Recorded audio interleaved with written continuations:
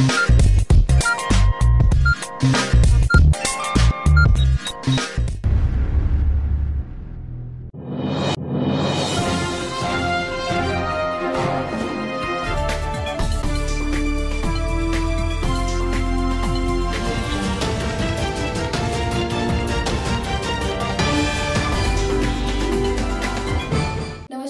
Gita, ADN बातमीपत्रात आपले स्वागत। आज दिवसभरात घडलेल्या घटनांचा आढावा आपण घेणारच आहोत। त्यापूर्वी नजर टाकूया आजच्या ठळक घडामोडीवर। अपघातग्रस्त गॅस टँकरची गॅस गळती रोखण्यात प्रशासन यशस्वी। महानगरपालिका, पोलीस आणि जिल्हा प्रशासनाने वाचवले हजारो शहरवासियांचे प्राण। भुजबळांबाबत अपशब्द काढणाऱ्या आमदार संजय गायकवाड यांच्या प्रतिमेला जोडे मारो आंदोलन करून ओबीसींचा रोष व्यक्त। आता सविस्तर बातमी। शहरात गुरुवारी पहाटे गॅस टँकर डिवायडरला धडकून एक भीषण अपघाताची घटना घडली होती। भर चौकात गॅसचा टँकर उलटल्याने नागरिकांमध्ये भीतीचे वातावरण निर्माण झाले होते। मात्र 8 ते 10 तास अथक प्रयत्नानंतर अपघातग्रस्त गॅस टँकरची गॅस गळती रोखण्यात प्रशासन यशस्वी झाले असून महानगरपालिका, पोलीस आणि जिल्हा प्रशासनाने हजारो शहरवासियांचे प्राण वाचवण्यात यश मिळवल्याचे चित्र पाहावयास मिळाले। रामगिरी हॉटेल सिडको इथे सकाळी साधारणतः 5-5:30 वाजता एक LPG गॅसचा हिंदुस्तान पेट्रोलियमचा टँकर इथल्या डिवायडरवर चढल्यामुळे जो वॉल होता त्याचा खालून डॅमेज झालेला आहे आणि साधारणतः जो LPG गॅस आहे त्या टँकरमध्ये त्याला अजूनही कंप्लीट लीक व्हायला एक 5-5.5 तास लागणार आहे। सिडको चौकात गुरुवारी पहाटे गॅस टँकर डिवायडरला धडकून मोठा अपघात झाला। गॅसने भरलेल्या टँकरचा अपघात झाल्याने परिसरात भीतीचे वातावरण निर्माण झाले होते। घटनेची माहिती मिळताच पोलिसांनी घटनास्थळी धाव घेऊन कारवाई सुरू केली। कारण जर गॅस लिकेज मोठ्या प्रमाणावर झाला तर इलेक्ट्रिक सर्किट्स, इलेक्ट्रॉनिक सर्किट्स हे स्पार्कचं कारण ठरू शकतात। त्यामुळे एक सुरक्षिततेची उपाययोजना म्हणून आम्ही ते केलेलं आहे। या भागामध्ये 1 किलोमीटरच्या परिसरामध्ये लोकांना आम्ही आपलं घर सोडून सुरक्षित स्थळी हलण्याबद्दल सूचना दिलेल्या आहेत। 1 किलोमीटर परिसरामध्ये जे काही असेल त्यांना सुरक्षिततेची उपाययोजना म्हणून हा प्रभाग सोडून या प्रभागापासून थोडं लांब जाण्याची आम्ही सूचना दिलेल्या आहेत। टँकरचा अपघात झाल्यानंतर टँकरमधून गॅस लीक होत होता। त्याचा स्फोट होऊ नये म्हणून त्यावर पाणी टाकून टँकरला थंड ठेवून कूलिंग प्रक्रिया केली जात होती। घटनेचं गांभीर्य ओळखून जवळपास 2 किलोमीटरचा परिसर पोलिसांनी रिकामा केला। परिसरातील शाळा, महाविद्यालये, आस्थापना, सर्व निवासी परिसर रिकामा करण्यात आला। या परिसरात कुणालाही जाऊ दिले जात नव्हते। परिसरातील लाईट सुद्धा पूर्णपणे बंद करण्यात आली होती। हायकोर्टापासून सिडको उड्डाणपुलाच्या पलीकडे 4ही बाजूंनी रस्ते पूर्णतः बंद करण्यात आले होते। यासोबत प्रशासनाने कोणताही अपघात होऊ नये म्हणून घरातील किचनमध्ये गॅस पेटवू नये, विजेच्या उपकरणं हाताळू नये, नागरिकांना अशा काही सूचना देखील दिल्या होत्या। या परिसराची 1 किलोमीटर जे परिग्रस्त एरियामध्ये सर्व लोकांना एव्हॅक्युएशन करण्याच्या ऑलरेडी सूचना केलेल्या आहेत आणि मी नागरिकांना आवाहन करतो की शक्यतो या भागामध्ये जोपर्यंत पुढील सूचना आम्ही देणार नाही तोपर्यंत या भागामध्ये प्रवास करू नये आणि त्याला जो दुसरी रूट्स आहेत त्या आपण अवलंबावी आणि या भागातील आपण इलेक्ट्रिसिटी आपण बंद केलेल्या आहेत, मोबाईल सेवाही बंद केलेल्या आहेत। लोकांना आम्ही आवाहन केलेलं आहे की गॅस सिलेंडर वगैरे काही त्या ठिकाणी पेटू नये आणि विशेष करून मोबाईल सेवाही या भागातील आपण बंद करण्याची सूचना केलेल्या आहेत। दुपारनंतर तब्बल 9 तासांपासून शहरावर असलेला धोका अखेर टळला। दुपारनंतर गॅस गळतीला रोखण्यात प्रशासनाला यश आले। ज्या टँकरमधून गॅस गळती सुरू होती त्या टँकरमधून तो गॅस दुसऱ्या टँकरमध्ये हलवण्यात आला होता। त्यामुळे हा धोका दुपारनंतर पूर्णपणे टळला। आपल्या छत्रपती संभाजीनगर शहरामध्ये जे सिडको फ्लायओव्हरच्या ह्या ठिकाणी जे दुर्घटना झाली होती त्याचं ऑपरेशन आता जवळपास 99% या ठिकाणी पूर्ण झालेली आहेत आणि शेवटचं फक्त 15 मिनिटाचं काम या ठिकाणी बाकी आहे। आणि जे इमर्जन्सी रेस्क्यू व्हेकलच्या जे जळगावहून आपण मागवलं होतं आणि त्यापूर्वी जे आपल्या होस पाईप जे इंटॅक्ट होता आणि त्या पाईपनी जेवढं ग्रॅव्हिटीनी ट्रान्सफर करायचं होतं ते ट्रान्सफर झालं होतं, परंतु जे फार कमी दाबाने त्या ठिकाणी आता ग्रॅव्हिटीचं जेवढं असतं त्यानंतर जे कमी दाबाने त्या ठिकाणी होत असल्यामुळे त्यांचं तकनिकी जे डिपार्टमेंट आहे त्यांच्या सूचनेप्रमाणे जे इमर्जन्सी रेस्क्यू व्हॅन यांच्या माध्यमातून जे फोर्सफुली ते आपण त्या डॅमेज झालेल्या व्हेकलच्या माध्यमातून चांगल्या व्हेकलमध्ये ट्रान्सफर करण्याची शेवटचा टप्पा आता उरलेले आहेत. त्यामुळे हा धोका दुपारनंतर पूर्णपणे टळला. सकाळी गॅस वाहतूक करणारा टँकर हा रस्त्यावरील डिवायडरला धडकला होता आणि त्यातून मोठ्या प्रमाणात गॅस गळती सुरू होती. त्यामुळे जालना रोड पूर्णतः बंद करण्यात आला होता. 1 किलोमीटरचा परिसर पूर्णतः निर्मनुष्य सुद्धा करण्यात आला होता. गॅस गळतीमुळे लोकांना त्रास होण्याची भीती होती, मात्र ही भीती दुपारनंतर संपली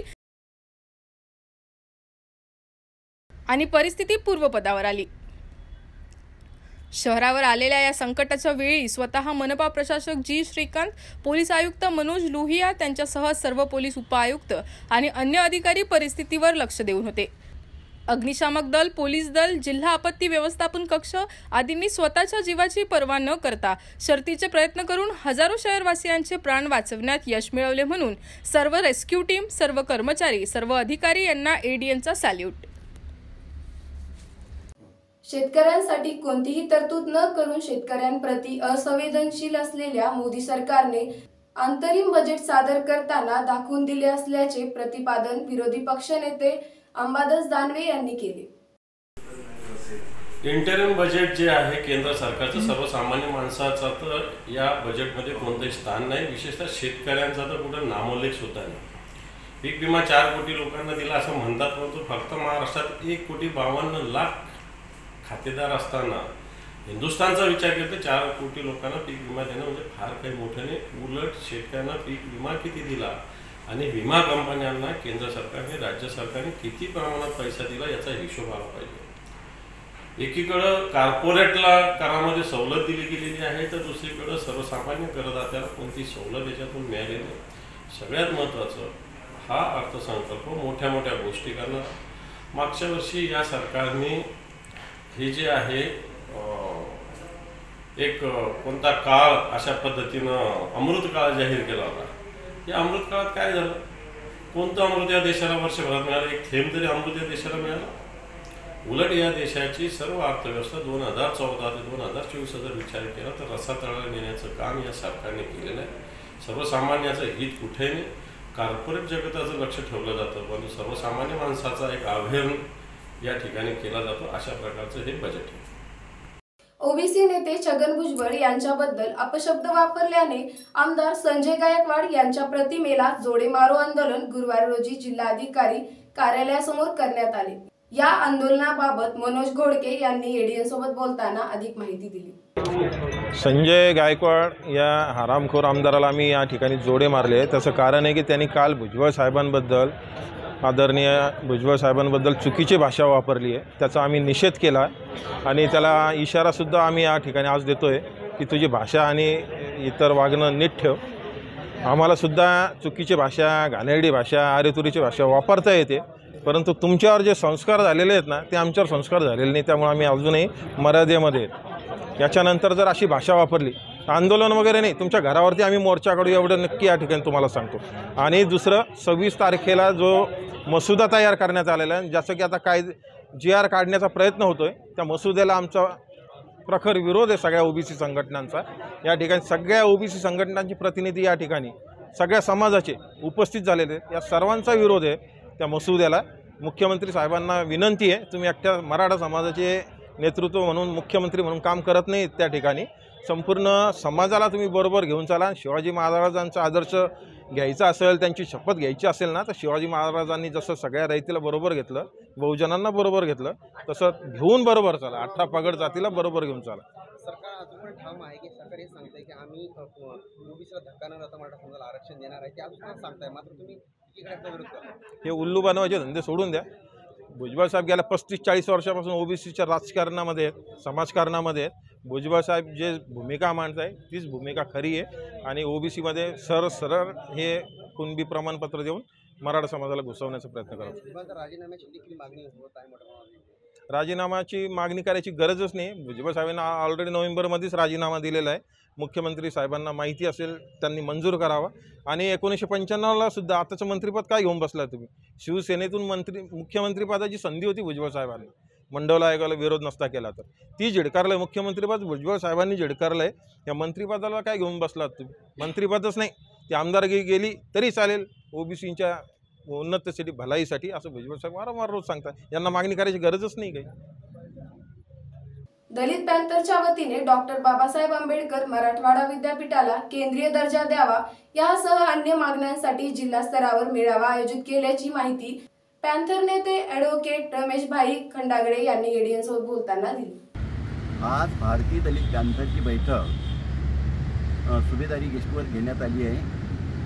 या बैठकीमध्ये प्रामुख्यानं जिल्हा मेळावा आणि दलितांसमोरील प्रश्न या संदर्भात सविस्तर चर्चा झाली आणि असं ठरलं की येत्या मार्च महिन्यामध्ये डॉक्टर बाबासाहेब आंबेडकरांनी महाडचा चवदार तळ्याचा सत्याग्रह जो केला होता तो एक संघर्ष दिवस म्हणून पाळायचा आणि त्या दिवशी जिल्हा मेळावा घ्यायचा आणि ह्या प्रश्नावर सांगोपांग चर्चा करायची आणि आंदोलनाची दिशा ठरवायची आहे.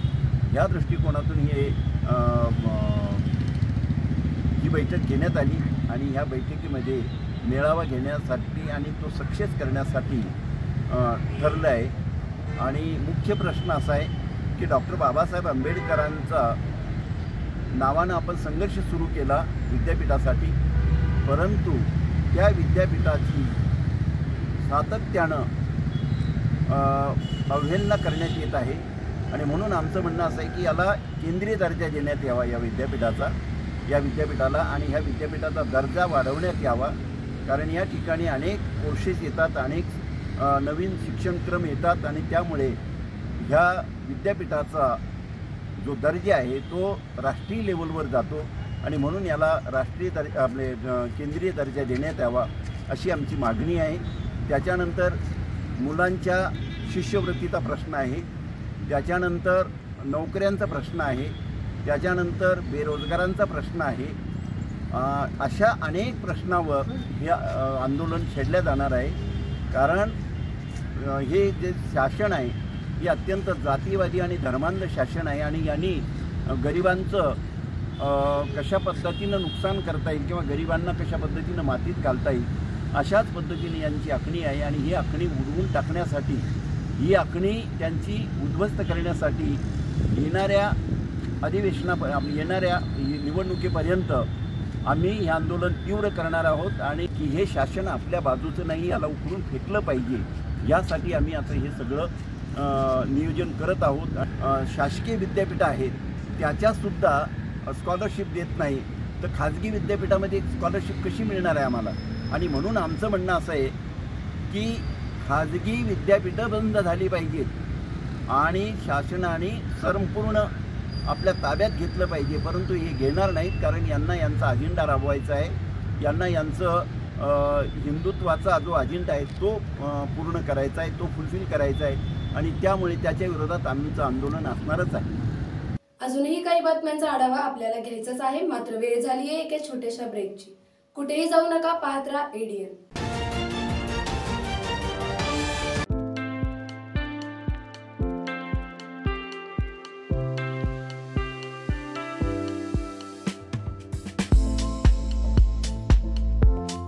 हॉटेल विझार्ड पॅलेस तुमच्या शहरात तुमच्या जिभेचे चोचले पुरवण्यासाठी देश विदेशातील खास चवींचा खजाना घेऊन आलो आहोत. हॉटेल विझार्ड पॅलेस येथे स्वाद आपल्या पसंतीचा. आमच्या येथे महाराष्ट्रीयन, पंजाबी, राजस्थानी, गुजराती आणि साऊथ इंडियन डिशेससह जगभरातील 50 देशांमधील डिशेस सुद्धा मिळतील. व्हेज आणि नॉन व्हेज दोन्ही उपलब्ध. स्वादिष्ट मेजवानीचे एकमेव ठिकाण, family restaurant, AC non AC rooms, AC functional hall, प्रशस्त लिफ्ट, फ्री वायफाय आदी सुविधायुक्त. ग्राहकांना विमानतळ, रेल्वे स्टेशन, बस स्टँड आदी ठिकाणाहून वाहनाद्वारे हॉटेलात आणण्याची विशेष मोफत सुविधा. त्वरा करा आणि आजच भेट द्या. Hotel wizard palace, Khadkeshwar road, mill corner जवळ, Aurangabad, Chhatrapati Sambhajinagar. So kind and has helped us so much, and we slept really well because it's super quiet even though it's on the main street. It's a wonderful time here. It's a very nice clean hotel and the food is excellent. Food is excellent. I'm still so stuffed. Yeah.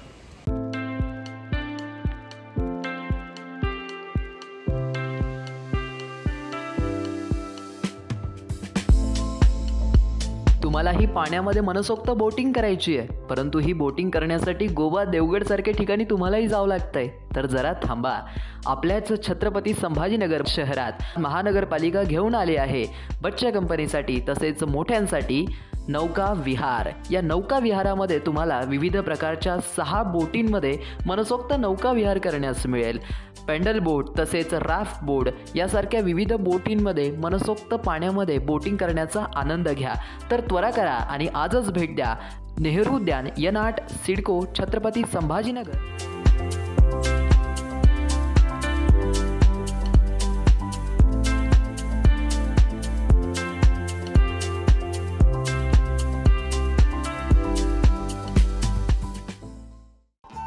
Diwali धमाका. Chhatrapati संभाजीनगरमध्ये prime लोकेशनवर आलिशान 2 BHK row houses.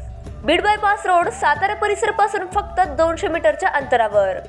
हिवाळी Patil lawns पासून फक्त 400 मीटरच्या अंतरावर.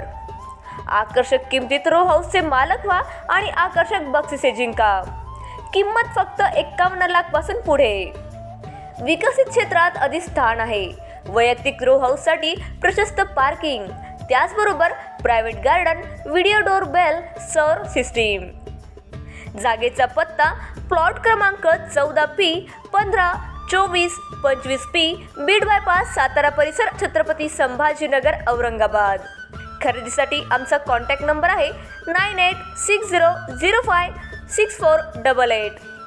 सर्व bank कर्ज उपलब्ध आहेत. अटी आणि शर्ती लागू. मस्त मास्क पहना है तुम्हें. Thank you sir.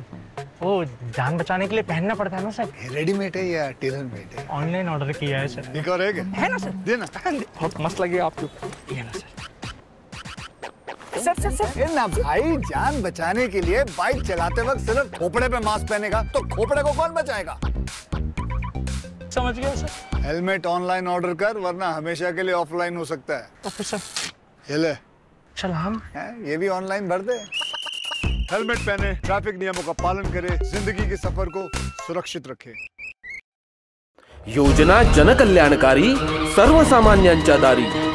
शासनाचा लाभ आम्हाला जमीन दुरुस्ती, बांध बंदुस्तीसाठी आम्हाला लाभ भेटलेला आहे. योजनेचा लाभ मिळाला त्यामुळे मी सरकारचे खूप खूप आभार मानतो. आणि मला शासनाकडून असं घरकुल योजनाचा लाभ मिळालेला आहे म्हणून मी शासनाचे आभारी आहे. महाराष्ट्र शासनाच्या शासन आपल्या दारी या क्रांतिकारी उपक्रमाला जनतेचे भरभरून आशीर्वाद. शेतकरी, तरुण, महिला, उद्योजक, दिव्यांग. केवळ 2 महिन्यात 1.5 कोटींहून अधिक लाभार्थ्यांच्या चेहऱ्यावर फुललेलं समाधान हीच खरी शासनाच्या यशाची पोचपावती आहे. तमाम महाराष्ट्रवासियांचं प्रेम आणि विश्वास सार्थ ठरवत महाराष्ट्र शासनाचा हा विकास रथ असाच वेगाने दौडत राहील. महाराष्ट्र शासन जनतेच्या केवळ घरातच नाही तर मनामनात पोहोचतंय.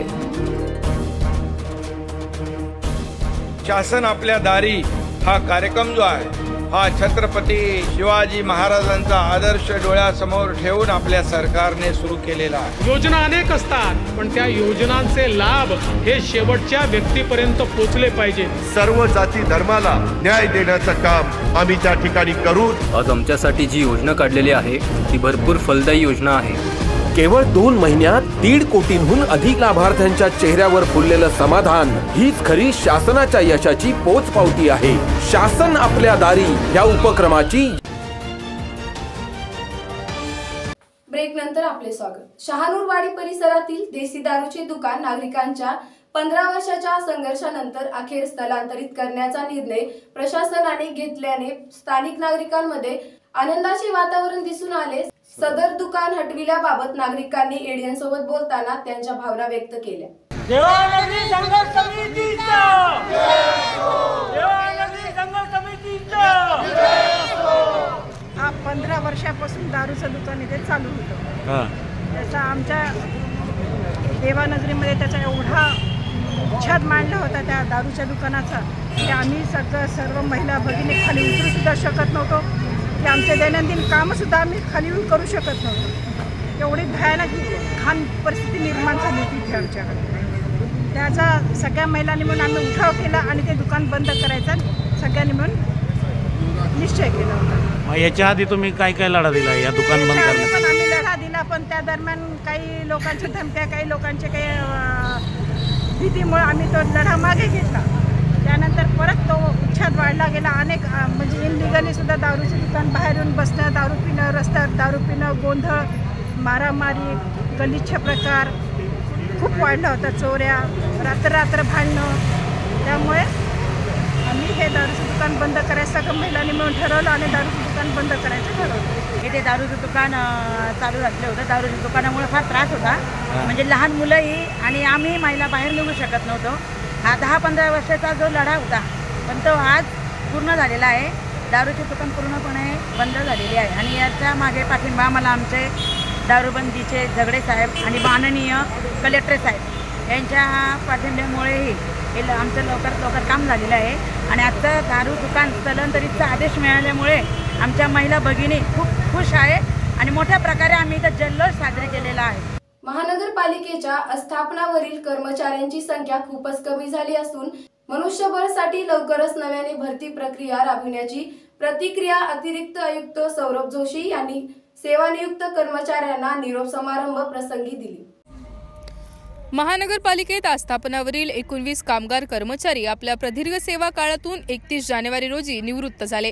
या प्रसंगी मनपा अतिरिक्त आयुक्त सौरभ जोशी यांच्या दालनात सुरक्षा रक्षकसाठी छोटा निरोप कार्यक्रमचे आयोजन करण्यात आले होते. या प्रसंगी मनपातील सुरक्षा विभागातील सेवानिवृत्त कर्मचाऱ्यांना अतिरिक्त आयुक्त सौरभ जोशी यांच्या हस्ते पुष्पगुच्छ व शाल श्रीफळ देऊन त्यांचा सहपरिवार सत्कार करण्यात आला.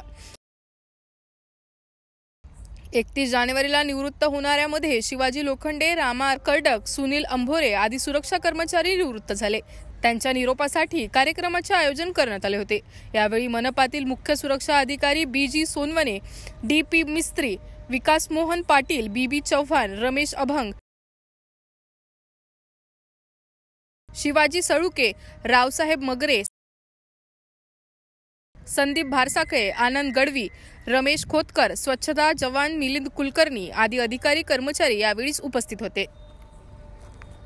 रिटायर होता आहे आणि रिटायरमेंट मागच्या वेळेस पण मी बोलताना विभागात सांगितलं होतं की आयुष्यभर एवढी मोठी सेवा जी आहे महापालिकेत दिल्यानंतर एक दिवस अचानक उद्यापासून जायचं नाही त्या ऑफिसला म्हणजे फार मोठं पोकळी जी आहे ती त्यांच्या आयुष्यामध्ये निर्माण होते आहे. त्याचप्रमाणे 3 आमचे चांगले काम करणारे व्यक्ती उद्यापासून येणार नाही त्यामुळे मोठी पोकळी आमच्याकडे पण निर्माण होते आहे. आताच मला सुरक्षा अधिकारी जे आहेत ते सांगत होते की आता 3 लोक कमी झाले, आता फार कमी लोक आपल्या सुरक्षा विभागात राहिले आहेत, अजून काही लोक आपल्याला गरज पडणार आहे. त्यांची पण व्यवस्था कशी करायची ते आपण बघूच. परंतु आज जे रिटायर होत आहेत त्यांच्या पुढे भावी आयुष्यासाठी मी त्यांना खूप शुभेच्छा देतो. त्यांचं यापुढे रिटायरमेंट नंतरचं आयुष्य जे आहे ते अतिशय चांगली त्यांची हेल्थ तब्येत चांगली राहावी, अतिशय सुखासमाधानी या पुढचं आयुष्य जे आहे ते त्यांनी जगावं, त्यांच्या परिवाराला वेळ द्यावा, आपल्या तब्येतीची काळजी घ्यावी व जे छंद त्यांना जोपासता आले नाहीत आतापर्यंत ते त्यांनी यानंतर जोपासावे अशा त्यांना मी शुभेच्छा देतो आणि थांबतो.